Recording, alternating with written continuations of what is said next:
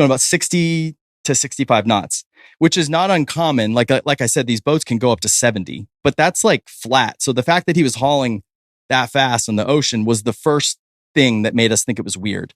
So we pick him up on the radar. It shows like a little snail trail. Like you'll just see like the color like moving. It did not have altitude. So if it's above 40 feet, it'll register on our radar as having altitude. So it had no altitude. So it was a surface-based contact. But once I lock it up on FLIR inside like 2 miles, you start to be able to pick out like the features of a boat. The first thing that I noticed when I looked at the FLIR picture is that there was no rooster tail. So like when you have outboards that are churning like really fast in the water, this is a thermal camera, so it picks up heat. So friction in the water. So the things that you're going to see when you see a boat moving are you're going to see the water breaking over the bow. You're going to see the engines churning. That's also if you're on white hot mode or you're on black hot mode, it's going to show the heat. You'll see the white, churn in the back of the boat, the spray being kicked up from the engines being white as well. You'll see the wake of the boat being white as well. And then you'll see the water hitting the bow. And then the metal is a different, temperature than the water. Everything's going to be very vividly defined. You can see the people on board and all that stuff. So the problem was for us is it still was just this little mass of just white hot.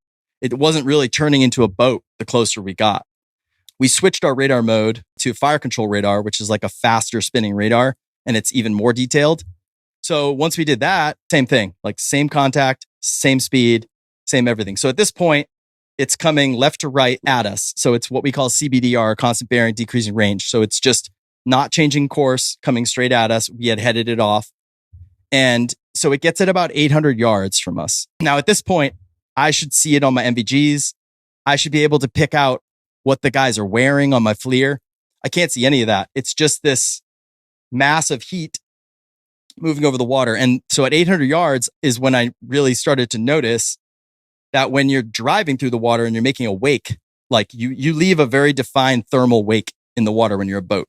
This thing didn't do that. When it was moving over the water, I'm assuming now at this point in my life that it was a UAP.